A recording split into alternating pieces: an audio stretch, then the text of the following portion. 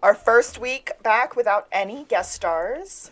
Kaylee, I hope you're excited to just be me and you again, although I do love having guest stars. Hey, I'm all for anything we do, because either way I'm hanging out with my friends, so. There it is. Before we start the episode, we want to put a little disclaimer out there, if you will, about this episode. There are certain parts, there are certain jokes that are not going to land anymore, they're not aging well, and it's easy to just not talk about them in our recap.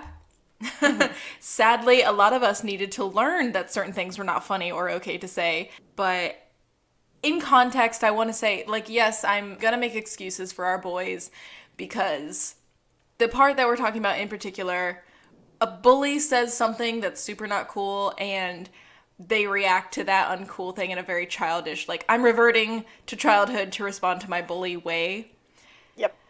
So, I mean, sometimes our boys, sadly, have some, what is it called? Vulnerability issues. Yeah, regression issues, maybe. Yeah, it's like they don't know how to be fully comfortable in their manhood because they had kind of bad examples sometimes. And live and learn. They get better. Everybody gets better. It's possible. Yeah. So we're just not going to talk about that in our recording. That's the plan. If you watch the episode, you're going to notice we just skipped that part, and that's totally okay. And I would encourage you to think about the jokes that are being made and how not only did they not age well, but even at the time were probably also inappropriate. So that is our public service announcement before we start the podcast. Okay, you ready to go? I think I'm good. Yeah, that's showtime.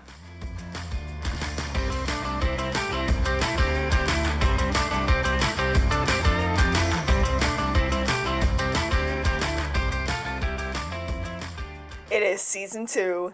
Oh, wait. Every stinking time, Kay. Ooh. Who are you? This is... To the Blueberry! I am Alexis, and I am a real-life Gus. I'm Kaylee, and I'm the real-life Shawn. And we are here today to talk about our favorite show, Psych! This is a rewatch podcast where Kaylee and I just talk about what happens during each episode, our favorite parts, the pop culture references, the bits that go on throughout the entire series, just some of our favorite moments. So we today are discussing season 2, episode 5. The title was cut off for me, so I think it's called And Down the Stretch Comes Murder. Is that correct? Yeah, that's what mine said. I know we watch it on different platforms. Okay. Mine just said, and down the stretch comes M, and I was like, I don't know what that stands for. And then, like a real irresponsible podcaster, I didn't look it up. There were a couple of things that I was like, should I look this up and do an extra deep dive? But this episode felt really jam-packed to me, and I was like, that's okay. I got most of it. Yeah, lots of great quotes, lots of bits, lots of pop culture references. I did look up a couple that you were probably also talking about, so we'll get there. But for the time being, we start with our good old-fashioned 1987 flashback. And I ran. Which is, of itself, perfect, because So little good. Shawn and little Gus and all of these other little kids are just booking it. And I thought they were in a race. I was So like, did they're in a foot race. I was like, this makes so much sense because of the title and everything else. Right. Not quite, y'all. Not quite. They were actually running away from the school bully whose name was Jimmy Nichols. Okay. Is he just called Jimmy Nichols, but his name is Jimmy Nicholas? The way I took it was that his given name is Jimmy Nichols, his birth name, and his jockey name is Jimmy Nicholas. Okay. Here's Why? my question. That's a thing. I don't know. Here's my question, because we're not there yet, but this beginning scene doesn't go on for that long, and we get the, oh no, it's Jimmy Nichols. What's his move called? Oh, the Jimmy Nichols sandwich. Or the nickel, yeah. Instead of a... Knuckle sandwich, it's a nickel sandwich. Gus is in stripes, Shawn is in plaid. Shawn has kangaroo shoes that have a little zippy, that have money hidden in them, and this guy is robbing them of everything. Like, it's never said, but when someone robs you of your lunch money as a child, you're still being mugged. You're being mugged. I buy that. But in the present, here's my thing. I'm not jumping ahead too far, I hope, because we got the boys wearing almost the exact same outfits in the present that their young versions were in the past. But when Shawn says Jimmy Nickel, does he say, I didn't have captions on this time. Did he say Jimmy Nichols called, or Jimmy Nicholas called, or Jimmy Nickel has called? I have no idea. I could not tell what this man's name was. I will say throughout the episode, I caught Shawn and Gus calling him Jimmy Nichols more than anything else. But when they are talking to other people who know him from his job, they call him Jimmy Nicholas. Or Nicholson. Nicholas. No, it was Nicholson. Nicholas, yeah. But sometimes they drop the S and it sounds like they're saying Jimmy Nickel. I was like, I'm so confused. So let me do a little bit of side checking, but sorry if I jumped ahead from our flashback to present too fast. No, it's okay. Jimmy Nichols is this oversized kid who is bullying them for their lunch money. As Kaylee said, Shawn has money stashed in his ruse, his kangaroo shoes. Pin in that. Yes, very important. Jimmy Nichols, when he hands him the money out of his pockets, goes, and the kangaroos, and Shawn has to pull the money out of the secret side pocket. Jimmy Nichols is this, like I said, oversized kid. The boys are kind of small. They are 9, right? Okay, life is good. We cut to present day. They're watching America's Next Top Model. Or they're talking about what's wrong. Gus says, did you forget to TiVo America's Next Top Model? Next Top Model. There it is. Because that's so important. They are talking, and Shawn's like, I got some bad news. Jimmy Nichols called. Gus said, from where? Prison? Gus is just panicking. He's like, we're going to put a sign up that says we are in foreclosure. We're going to go out there and we're going to scrape the psych sign off of the window. We do not want people coming. Gus said, some people are just born evil. Like the kid from The Omen, or the Children of the Corn, or Chad Michael Murray. So rapid fire pop culture references. Any luck figuring out Jimmy's actual name? So in the synopsis, it calls him Jimmy Nichols. On IMDb, in the cast list for the episode, it calls him Jimmy Nicholas. So no more clarity has been found. TBD, guys. TBD. I don't know why, but Gus sees that Shawn has bought lockers for their office. Yeah, he's like, what are those? Or what is that? Shawn opens up the first 2 lockers, and there are 2, like, Tiger Beat posters of the guys from Miami Vice. Yeah, and Shawn strikes the pose of Crockett, and Gus is like, it's a little on the nose, don't you think? Why couldn't I be Crockett? And Shawn says, you stood in front of the entire class and told everyone you wanted to be Philip Michael Thomas when you grew up. I just assumed was Tubbs' real name. I think so. Okay. Yeah, so. Whenever Shawn kind of opens up the lockers and they fly open, he goes, chicka chicka. Ferris Bueller. Yes, which is a full-on Ferris Bueller. So we got a lot of rapid fire there. That was The Omen, The Children of the Corn, Chad Michael Murray, Miami Vice, and Ferris Bueller. Like 2 sentences. Gus says something. What does he say to Shawn? Or what does Shawn say? Like, I don't know what Jimmy Nichols wants, why he's coming here. And Gus sort of screams, why couldn't you be a real psychic? They open up the door to Jimmy Nichols, and Not before Gus grabs a mini bat. Oh, yes. This comes up. Because that was a good call with the mini bat. Because when they open the door to Jimmy Nichols, he is a little person. Now... Actually not. Okay. He is just a very short man. And I did a little side googling on this, at least, because individuals with dwarfism, clinically, their proportions are different than just a very short person. Oh. And they can't be jockeys most of the time as a result of that. So jockeys tend to be just very vertically challenged people who don't have, like, clinical dwarfism, or who aren't technically little people, I think. We definitely went to high school with a girl whose dad was a like jockey. That, and her dad was a jockey. Yeah. They were just a very tiny family. They were like pixie humans. Believe it or not, though, she ended up going to Walt Disney World and playing Tinkerbell. See, I knew she wanted to be a princess, and I was like, I'm so sorry. I think the height requirements are at least 5'6". No, she absolutely became Tinkerbell, and I think that's so wonderful. That's for her. so great. I knew that was a dream of hers. She was the sweetest. Okay. She was. Sidebar, there we go. Okay. They're both taken aback by how few inches he gained growing up.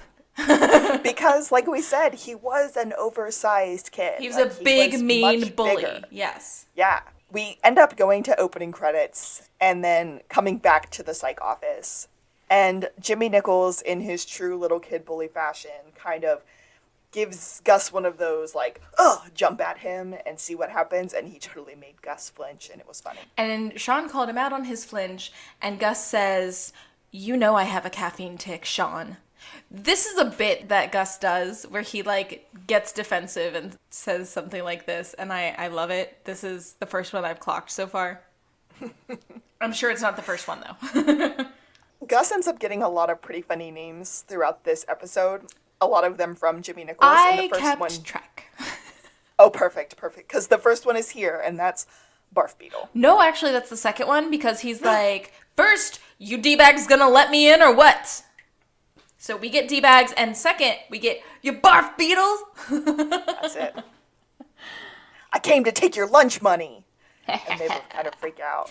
But then Shawn psychs out a little bit on Jimmy. They start going, so what brought you to town? And Shawn goes, oh wait, I'm getting stables? Are you a jockey? I just squeaked a lot right there. Shawn clocked the horsehair on his clothes, the dirt on his shoes, and then his general boots. And his stature. Then yeah, there's that. Jimmy Nichols has been on a losing streak, and he's been losing on his best horses. Yeah, like his mounts, he's lost some of his best mounts because he's been on this losing streak. And then he calls the boys dill holes, which is number 3, which is one of my favorites. Gus is just like, I'm not taking this case. This guy's a bully. This guy's a jerk. And then Shawn's like, nope, I'll take the case. Gus is like, are you crazy? Are you crazy, Shawn? But Shawn felt like he owed him because some stuff happened when they were kids and he kind of feels bad. But before he gets to share what happened, Gus said, if anything, he owes us for 170 lunches. You know, I added that up once, and with inflation, that's like $1,800. So in 5th grade, a spitball hit Mrs. Lipke, and she fell and got hurt. And Shawn ratted him out as the doer of the spitballing, and he got kicked out of school. To which I say, expulsion worthy? Really? You could make the argument that he probably already had a history. I did think of that. And the fact that he hit her and then she fell off a ladder and hurt herself, it's kind of like if you punch somebody, that's aggravated assault, but if you punch somebody and knock them out and then they die, it's like manslaughter. Yeah. Yeah. Okay. I'm unfortunately going to make this point later because we get a lot of information at the very end. I also feel very bad for Jimmy Nichols. There's a lot to feel bad for him about, and I don't even think he realizes it in his adulthood. Kaylee's going deep here. Yeah, I'm unfortunately going to get deep with him. It becomes even more apparent later, but we get more information. But Shawn divulges to Gus that he's the one who ratted Jimmy out, and Gus is shocked. It's like very, that was you? Dude, Chips was gonna come on in like 20 minutes. What was I supposed to do? Yeah, they were holding everyone there until somebody admitted something. When Gus is very, very shocked about this, Shawn goes, you don't know all my secrets. I'm a man of untold mysteries. Also, the note that he gave the principal to rat Jimmy out said, your hair looks great. Which was a lie. But... Jimmy Nichols did it. Your hair looks great. I agree with you. His hair did not look great. And Shawn is convinced that he got the wrong guy. Just something about that experience never sat right with him. It's like a case he's never cracked. It's the one that got away. Until now, he's convinced he owes Jimmy. He's going to do him a solid. He's going to figure both things out. The gentlemen go on a walk and talk, and they start talking about the stories of what happened to Jimmy Nichols after he was kicked out of school. My favorite of which was moving to a small town in Kansas where they outlawed singing and dancing, which Gus replies, That was Footloose. that last one was Footloose. And Shawn's like, mere coincidence. Gus finally agrees to take the case, but he says, we're definitely going to overcharge him $1,800. I was going to use the Gus lunch money inflation joke as my quote at the end of the episode, but I wanted to make the point that I am so Gus because of the response of, okay, we'll take the case, but we're going to overcharge him by $1,800. Yeah, man. Oh my gosh. So next, we head on over to the track, and we get a little horse whisperer moment. Yeah. Which is interesting. I always think about the fact that Shawn often pretends to talk to animals and inanimate objects, but that's not really what a psychic does. I mean, I feel like he can do what he wants because nobody really knows how the gift works. They just know that he knows that they're not telling the truth. Wait, that was backwards. He gets really into specifics with this horse, whose name is Runaway Dunaway. And he calls him Runny D. Yes, but I just kept wanting to call it Faye. I don't get that joke. Faye Dunaway. Oh. I took that as a poop joke. Oh. Runny D? Oh, no. I don't know. I'm a child. I don't know. But, okay, so he says that the horse doesn't like the oats, and the alfalfa pellets don't have enough crunch. Pellets, by definition, should have a natural crunch. It's very disappointing. Also, the donkey in Stable 11 is a pathological liar. When everyone walks away, Gus starts talking for the horse. Gus said something like, I hate Jimmy. He's so mean to me or something. And Shawn goes, are you really channeling the horse? Or are you channeling a little boy who used to wear his OPs without a drawstring? I don't know what an OP is, but I know that's a pop culture reference of some type. I have no idea. I'm going to look that up. I should have done this beforehand. They clock a sketchy, flirty blonde whose name I think we find out is Brigitte. Genevieve? I don't know. We do find out later, but on Amazon, they actually just call her Tall Blonde Woman because TBW is what they refer to her most of the time. Yeah, so she kind of gets smacked on the booty by a riding crop by another jockey, and she turns around, she's like, oh, hi, how have you been? And they're like kind of like arm touching and being like really flirty, and the guys see this, and then when she sees them see this, she kind of like, oop, and runs away into a very nice car. And then it looks like OPs are some sort of cargo pant. Oh. Which might be funny if he has his cargo pants loaded and he's not using his drawstring. And then he gets pantsed. Yep. So they run into none other than Henry at the track.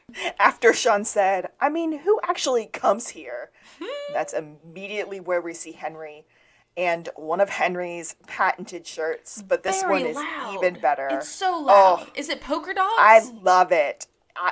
I thought it had like cards all over it. I don't know. It's beautiful. I swear I saw a poodle. Yes, I hope so. He calls it his lucky track shirt. Yeah, and then we meet someone named Phil the Thrill, and we get this is Burton Oil Can Guster introduction. Because he's like, I'm Shawn, because, I don't know, the guy introduces him like he's an old pal of Henry's, but it just seems like he's more of a acquaintance hanger-on type. He's a regular of the track. Yeah, Henry said that he's not his friend. He's a bad gambler who doesn't know when to quit, but he happens to be on a hot streak right now. So Henry's being nice to him to try to get some of that luck. And the guy, before running away to place bets, goes, did he tell you I like the 2 tree 4 trifecta box? He says tree instead of 3. I did not catch that. Henry says he's been trying to drag Shawn to the track for years. What kind of parenting is that? You want to drag your son to the ponies? Is it like for skill honing? It just, ew. I guess maybe like in their weird Henry's a police officer training Shawn, it easily could be a good place to hone skills. And because Henry already knows that Shawn is such a good gambler, maybe he thinks, Shawn could help him along. Well, what do they call it? Very different handicapping. Gambling. So handicapping horses means knowing a lot about the training of the horses, the health of the horses, the skill of the jockeys, odds, math. So it's not just gambling, I guess, in Henry's eyes, because that's why he was so, again, the whole card sharking thing. But at the same time, it's like, you're the one who said don't gamble for money. So, like, if you're gambling for a skill set, maybe it's different. Like, you're betting for yourself to see if you know which one will win. I don't know. Henry has a Henry moment where he said, I know why you haven't been coming with me. It takes patience and follow through, both of which you lack. And Shawn said, yes, and the shirt from Mr. Furley's closet, which is a funny Three's Company reference. It's a Don Knotts Three's Company reference. I love that. But he says that Shawn has no case. Sorry to Jimmy Nichols, who Henry knows as a jockey named Jimmy Nicholas. And so then the race starts. Everything's going, everything's running. Youthful Spirit ends up winning. Yeah. Right? I think so. Which is one of the horses' name. Rode by Juan Carlos. Juan Carlos Espinoza. Now, Juan Carlos Espinoza was that jockey that kind of smacked Tall Blonde Woman on the butt earlier. Worth noting. Yes, and he was giving it his all. He was just getting it down the track. And all of a sudden, after it's all over, he's still in his riding stance and he just sort of like falls off the horse. Immediately, like a track hand and a photographer run over to him and start trying to help him. That photographer is doing terrible CPR. It's hard to do accurate CPR on camera because accurate CPR is going to break someone's rib potentially. That's true, but the speed of his chest compressions was just, like, not right. For those of you who don't know how quickly you should be using chest compressions, there are 2 fail-safe ways to do so, and one of them is to pump at the rhythm of Stayin' Alive by the Bee Gees. Stayin' Alive. The other one, which is the kind of opposite but also funny joke, is to pump to the beat of Another One Bites the Dust by Queen. Oh, I hadn't heard that one. That was good. Yeah, there's a positive one and a negative one. Stayin' Alive, Another One Bites the Dust. Either way, CPR is a good thing. So, yeah, he was not going fast enough. Sorry, that's my PSA for the day. Someone was trying. No case, huh? A jockey who was alive at the beginning of the race is now dead by the end of the race. And then we get what would have been like a commercial break, and we open back up on Jules going, so you just happened to be here today? Jules, it's Free Churro Day. Another churro reference. I love a churro reference. Oh, okay, so we get cause of death is maybe heart attack. And then, yes, Lassie is sneakily feeding a carrot to a horse. And it's adorable because he doesn't want anyone to see it, but Shawn sees it. I love soft-hearted Lassiter. Lassiter. Every time I see one of those moments, I'm just like, oh, Lassie. But Juliet's talking about how she doesn't really like jockeys. She doesn't really like little people. Which, okay, I paused and I went, wait, are they implying that she has achondroplasia phobia? Which is the fear of, like, little people? No, that's not what they're saying, but I quite enjoy that word. Can you say it again? Chondroplasia? Achondroplasia phobia. Achondroplasia. Or plasia, plasia.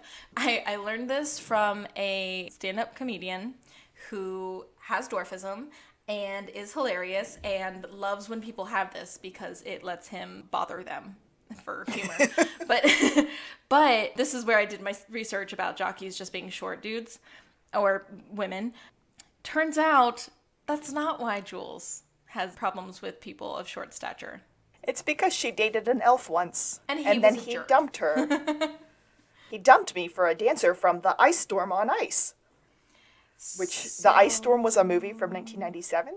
Yeah, I definitely didn't catch that reference. I was like, she dated a short jerk and has bad associations. Yeah. Gus says he saw the body briefly and doesn't think that it was a heart attack because the body had bloodshot eyes and was completely stiff. So something affected his nervous system, like a tranquilizer or a poison. Gus for the win! Shawn calls him Dr. Pratt, which is Mekhi Phifer's character from ER. Yep.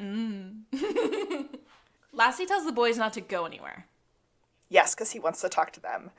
But Shawn said, we can't stay here. Gus has a cramp. And Lassiter goes, no. I have a cramp? No. I have to pee. Okay, fine. I'll give you 5 minutes. Now, I gotta get salty here. Do it. When they sneak away because, quote, Shawn has to pee, all they do is turn around, walk 5 feet, and start digging at the dead body. There's like 100 spectators behind them. Including tall blonde woman. Yeah, Lassiter is 5 feet away from them, and they're like, we're gonna open up this bag and start making short jokes about how small the jockey is. Well, they have to unzip it all the way, because first they can't find where his body starts, and then they find his feet first. So they need to look at his head. We go to the SBPD, and we get a confirmation that there was, in fact, a heart attack that occurred that killed Juan Carlos. Shawn says, stop! We need to at least acknowledge that Chief is wearing leopard print. And everyone kind of goes, huh. Chief looks surprised. I guarantee you that was an ad-lib. Oh, yeah. Shawn has a full psychic freak out. I'm getting something. A rose with a thorn. No. A rocket. Ricky Rocket. CC DeVille? David Lee Roth? Wrong band. Oh, poison! Yeah, Juliet. So Shawn, very, very touched by this, goes, yes. And Chief is like, how do you know that, Juliet? With a look. And Juliet's like, I don't... shrug? Awkward shrug? Lassiter just goes, he's right. Chief, I am tired of Lassiter treating us like we are second-class citizens. Wait, what? What? Lassiter pointed out that there were lots of drugs in his system, including opiates, barbiturates, cocaine, 3 different kinds of weight loss drugs, Cialis, and horse tranquilizers. This man was 4'9", and 3 feet of that was drugs. So they Chief say... Vic is very proud of Lassiter for doing this research and realizing that likely the heart attack was caused by all of the drugs in his system. That he was taking habitually, it seems, and his heart just gave out. So it was a heart attack, it was drug-induced, it looks accidentally self-inflicted. Shawn says, wait, this man was having an affair with a married woman. And they go, how do you know that? And he goes, the same way I know that Lassie wanted nothing more as a child than a pony. That's when we find out about tall blonde woman. Brigitte Nelson? Who is not Bridget Nelson. That's why I got the name wrong. Yeah. Okay, she's the original Red Sonja, and callback, she also had a relationship with Flava Flav. Really? In modern times, because of the... I know who that is now. The surreal life house on VH1. I guess she had a ring with 23 diamonds in it. And Chief Vic kind of stands up for Shawn and says, hey, I think we probably ought to look into this tall blonde woman and see what's going on. Lassiter kind of gets upset, and Shawn goes, I'm available for hugs. Lassiter turns around, walks away. Juliet turns around, walks away. Gus? No. Turns around, walks away. And then we're at the psych office, and it's the next day, apparently. And Shawn comes in, like, running. He's all in, like, his outfit for fitness. Yeah. Just to make use of the lockers, I'm assuming. He came in earlier than Gus, even. And then he did some work, and then he went for a little run. Gus has been looking into Juan Carlos's death and said that Juan Carlos had ketamine in his system. That's a horse tranquilizer. And... which would usually cause anesthesia. Yeah. So I gotta put it out there. Ketamine in and of itself, in small doses, is not deadly. A lot of people now are taking ketamine. Special K. Right, as a... drug. Recreation? Party drug. As a recreational drug. And a lot of people are using ketamine actually to help fight their anxiety and depression in very small doses. So why he would have a horse tranquilizer in his system is not really that absurd at this moment. Just putting it out there. But all the other stuff he was taking were uppers. Yes, and then he got himself a nice downer. Yeah. Except for the Cialis, which is it's a different kind of upper. Oh, we're bad. So Shawn says that he was working on something too, the spitball problem. And Gus is like, man, if you haven't found out what happened by now, you're never going to find out. We see a flashback, and I'm like, I wrote down Dallas Tapes reference. And then we get little and big Shawn in the flashback scene. Is that what my hair looks like in the future? Love all the hair references. And Yes. he's like, yes, it is. This changes everything. I thought I'd be bald by 20. They look over and they see Jimmy Nichols, and he's sitting there and he has a straw in his mouth. But the straw doesn't have anything in it, and he's obviously holding a juice box. No, it had juice in it. Because he was sucking in the juice, not spitting anything out. Yeah. Which means there was a second spitter. Which is both a JFK reference and a Seinfeld reference. I kind of saw the JFK reference, but I don't know the Seinfeld reference. It's literally second spitter. There's a whole thing about a baseball player and spit getting hawked, I think, at Kramer, and more than one person was spitting that day, I guess. Nice. The scene ends, we go to the track, and Shawn and Gus are doing a walk and talk. I don't know exactly how they got there, but Gus said the movie Teen Wolf makes no sense. Oh, Gus isn't buying Shawn's second spitter theory, and Shawn says it holds more water than your Teen Wolf theory. I completely disagree. If a random kid in our school turned into a werewolf and started doing dunks and running around like a madman, there's no way that we would embrace him. I'm with Gus, 100%. I don't know. I mean, if he wolfed out on the basketball court and all he wanted to do was tear up the competition at basketball, it might be okay. No, I would be RLLG screaming. That is, running like a little girl screaming. I see, but if you run in front of a potential predator, the instinct would be to chase you. Not if you are standing in between me and them because you're cheering him on. Okay. Shawn, after Gus's whole breakdown, says, save it for your podcast. Shawn is going to go talk to Jimmy, and Gus is going to go find TBW, which stands for Tall Blonde Woman, because all the kids are abbreviating these days. I was just going to say that. But try not to run into YD. Your dad. But it's too late, because there he is in another bad shirt Hideous. Again, that I love Hideous. so much. And then he says, your friend Jimmy has been unraced for the day, essentially. All his races have been canceled. Whoa. When they're getting ready to kind of ask why, Gus sees Barry Saunders, I think. Sarner? Who is, quote, Did your caption say Sanders? Saunders? I don't really know what I wrote down, I'm going to be honest. Oh. I know, my first one's really messy, and then later on, I heard it more clearly, and I wrote Sarner? Okay. We'll go with that. Eh. But Barry, who is the voice, he's the voice of the track, and they're trying to figure out how they're going to talk to him, and Shawn asked Henry if Henry had ever met the guy, and Henry was like, well, I met him one time at a policeman's ball, but I'm sure he doesn't know who I am. And Shawn just goes, hey, Barry, look here, it's your old pal Hank Spencer. Hank. Ugh.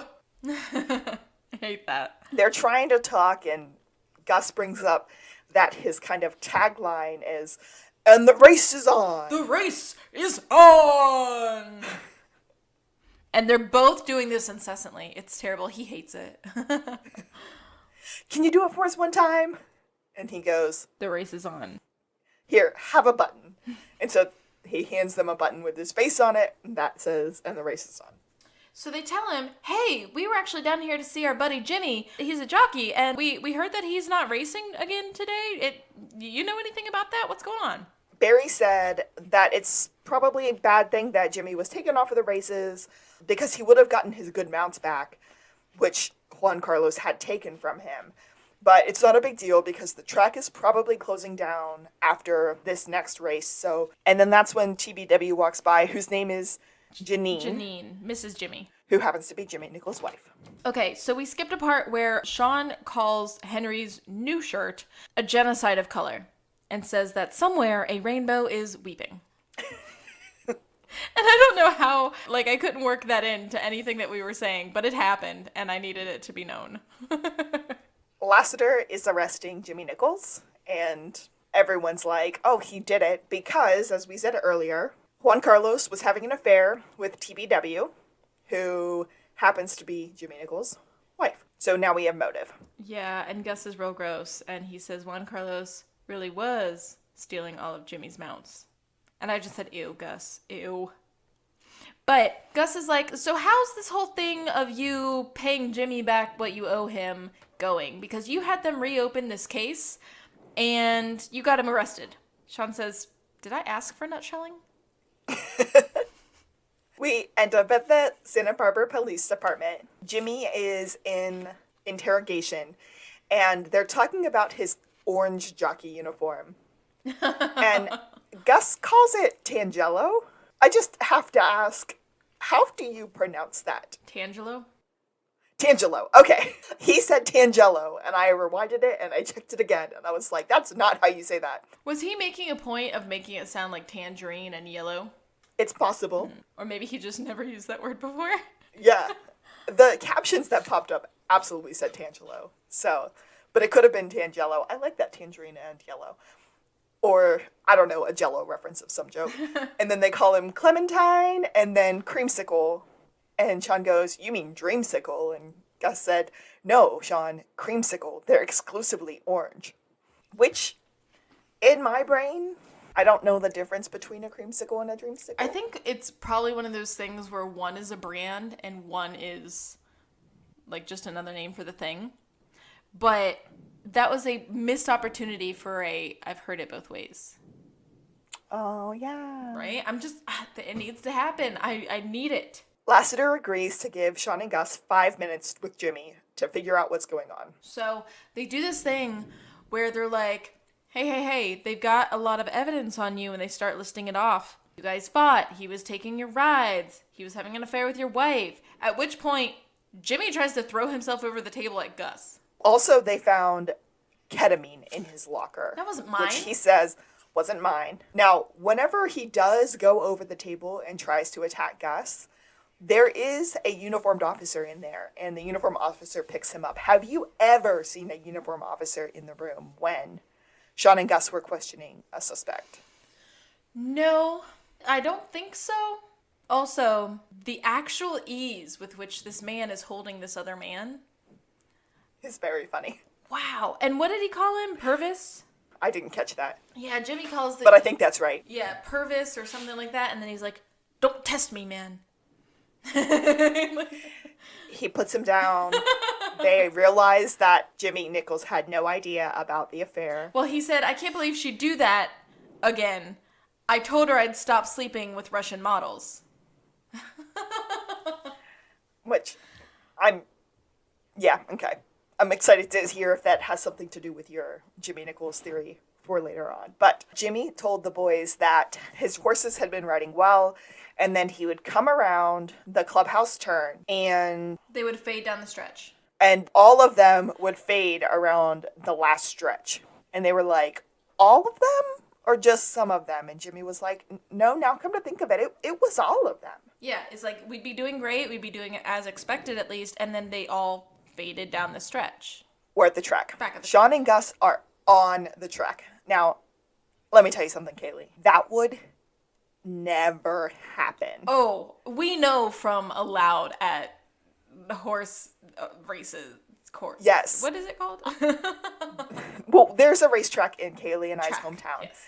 And I used to work for that racetrack. And there was a 6-foot line that we were allowed to walk on the track to get from the outside to the inside of the track to like water the flowers and stuff. And if we stepped on the track out of that 6-foot row, I mean, we got yelled at. It was craziness. And so they were just kind of cruising around, walking around. No big deal. Never happened. No. But they're finding nothing. And Shawn is just like, race me. You tell Jimmy. No, you tell Jimmy. All right, I'll race you for it. Gus starts listing injuries. Well, yeah, because there was a 100-yard race that happened in like the 6th grade that Shawn won, and Gus was like, no, I had this injury and that injury and that injury and this injury. And Gus goes, besides, go!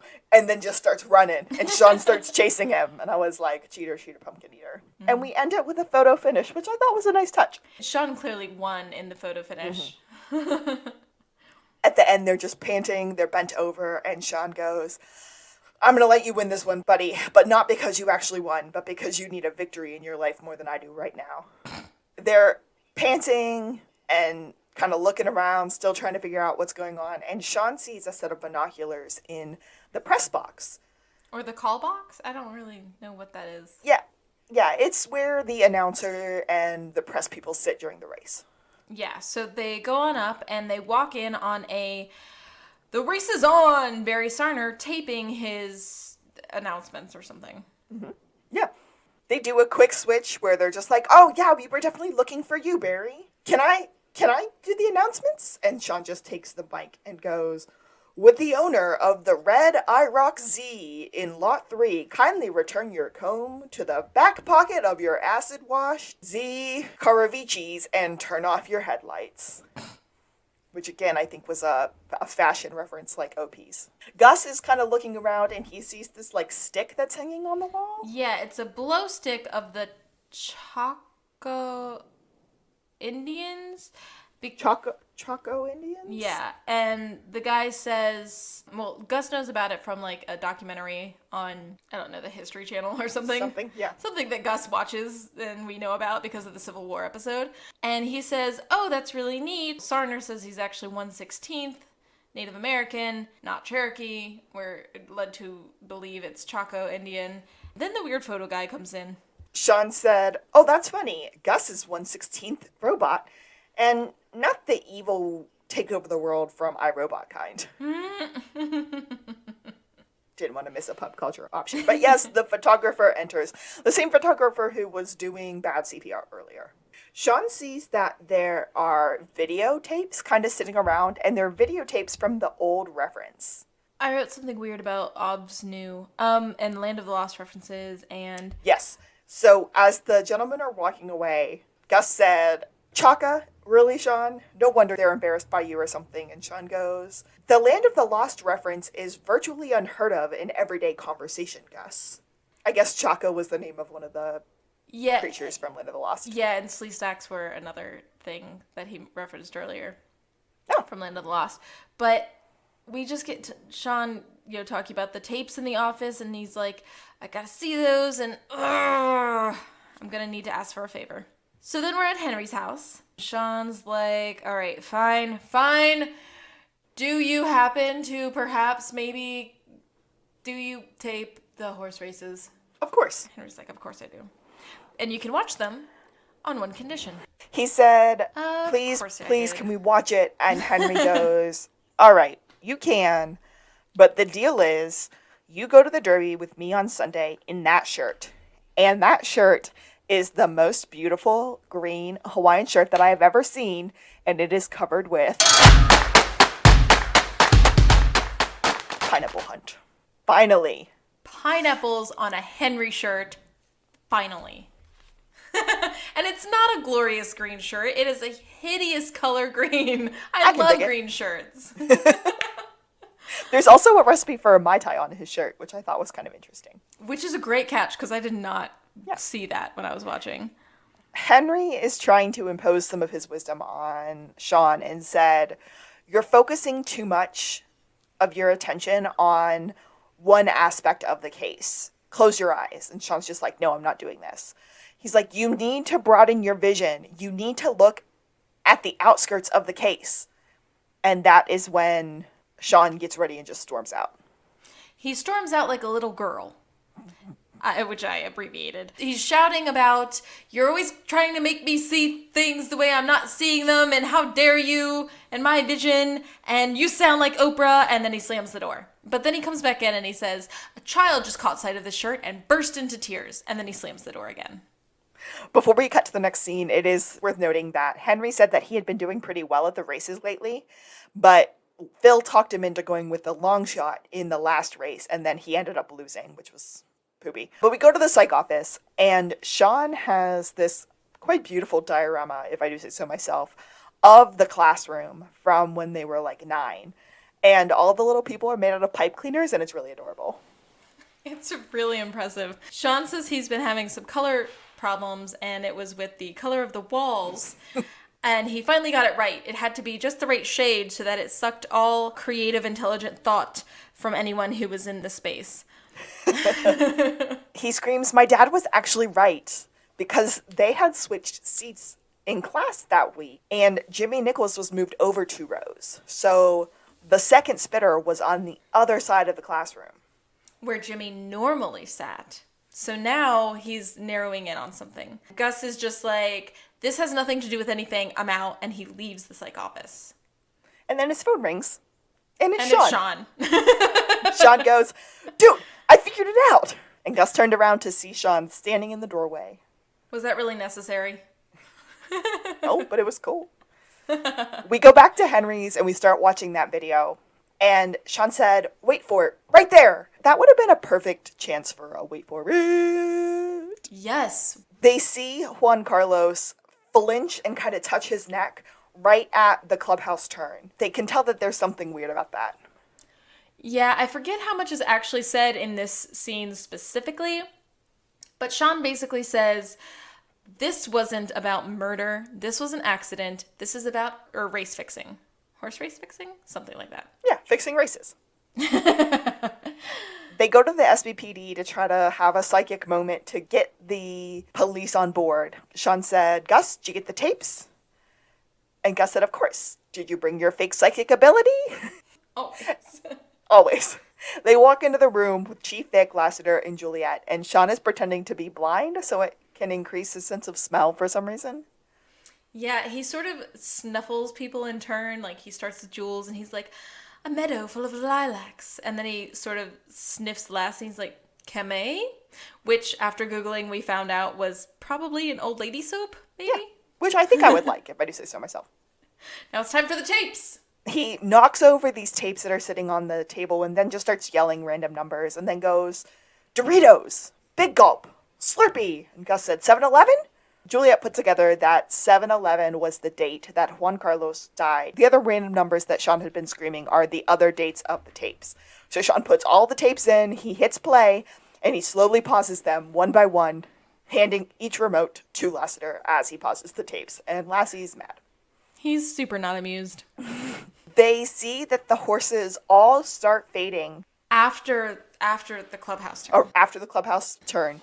And all the way down the stretch. And specifically, a lot of the horses were the horses that Jimmy Nichols had been riding.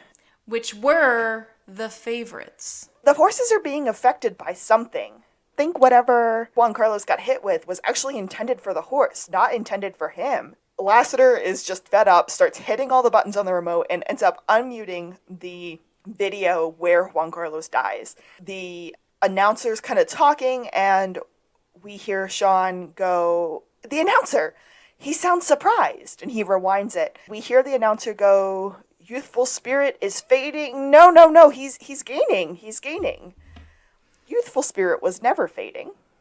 But he was supposed to. Bum, bum, bum. So we're like, oh, the announcer's shocked by this. He's super sus. He must be in on it. Chief Vic said we can't cancel the race, but we can have a police presence at the track tomorrow. So we end up at the track with the entire police presence. Shawn and Henry are in the jockey club, and Shawn is wearing his pineapple shirt.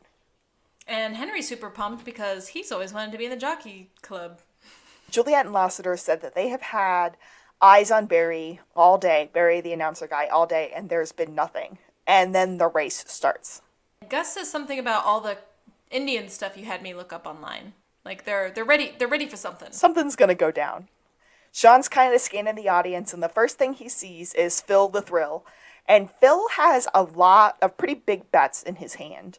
He's bet like $500 on a bunch of different horses. And then Shawn's also noticing Photo Guy and remembering stuff about Photo Guy, like where he's been and when, and just, I don't know, things are sort of starting to come together, it seems like. The three things that he puts together pretty quickly are that the photographer ran out to do really bad CPR. Phil had been excited about the 2-3-4 trifecta, and that Barry had said that the racetrack was closing. Yes. And Shawn just goes, "Get everyone down to the track." He tells Gus to get everyone down to the track. Just as the race is like ending. So they're Yes. going down to like the winner's circle area, and we get the most epic entrance probably ever. Shawn comes in on a horse and screams, Everybody hold your horses. I didn't catch this at first, and you did, but the jockey leans down to, hug the neck of her winning horse, which is a very sweet moment. Shawn said, "That's not what I meant, but I like it." Shawn gives us our breakdown. He's like, there was desperation here because the track was closing. And you know what? You finally wanted to get paid. And Barry's like, what are you talking about? It's nonsense. Denying everything. Shawn said, "If you knocked out the favorites and you bet on the others, you had a much more increased chance of winning high payouts." He's like, but you didn't do this alone. And he tells Lassie to grab Photo Guy and take a look at the camera hanging around his neck. Photo Guy's name is Ryan. We find that out in this scene. Oh, I did not write that down because... There we go. But Lassie takes the lens cap off of this camera, and there's no lens behind it. There's just like a weird little... It looks like a gun silencer, but... Yeah. Lassiter called it a firing mechanism. I was like, camera gun thingy. Ryan's ready to start speaking, and Barry just goes, "Shut up, Ryan. They have nothing." Actually, Gus says, we have the fact that you are... Well, does Shawn say something about 1/16th here? Oh, yeah. Shawn says, "Actually, we know you are 1/16th Chaco? Chaco Indian." Yeah, and Gus gives us the Wikipedia breakdown of the Chaco Indians being known for their blow dart skills and using them in whatever they use them for. He said that the firing mechanism in the camera usually shoots the horses, but the camera guy missed and he hit Juan Carlos between the ketamine, the drugs in his system, and the adrenaline that was pumping through his system. It gave him a heart attack. And so they had to frame Jimmy to make sure that they got the Derby, which is the race that's happening today, a payday. Shawn says, because it's like my dad says, real men take bubble baths. But also, a bad gambler never knows when to quit. They couldn't pass up the chance for one more payday. They end up arresting all three of the gentlemen. And then Henry, Shawn, and Gus are like, "You guys want to go get your picture taken with their winning horse?" And they run over to the winning horse. Henry throws a big old cheesy smile on his face, throws up the thumbs up, and Shawn and Gus act natural. It's very Blue Steel. I was like, oh, and the pictures and those terrible shirts. I love them. I still Which love them. Henry loves. We are back at the psych office with Jimmy. Gus is ready to tell Jimmy Nichols off. Ready to tell Jimmy Nichols that he ruined his life. "I did this case. I proved it. No big deal."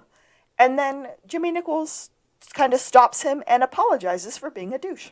Yeah, not before calling them, you know what, maybe you're not such fart knockers after all. But Shawn's like, hey, Gus, you got something to say? You got something to say? And before he can say anything, Jimmy does apologize for the wedgies and etc. And then Gus is like, hey, Shawn, is there anything you want to get off your chest? "I'm the one who ratted you out. I'm the one who ruined your life." This is where we get this really awful breakdown of why Jimmy doesn't think that Shawn ruined his life at all. Because he was sent to Maui to live with his dad, who let him do whatever he wanted. He got to eat, like, ice cream and Cheese Whiz and whatever for breakfast. He lost his virginity at 13. I'm sorry. But the fact that he got expelled and his mother sent him away from her to a clearly neglectful father, no one was observing this child enough to know either, one, that he was being victimized by someone older, or two, he and another small child were living way beyond their ages. Oh, you said that so well, because my brain said boning.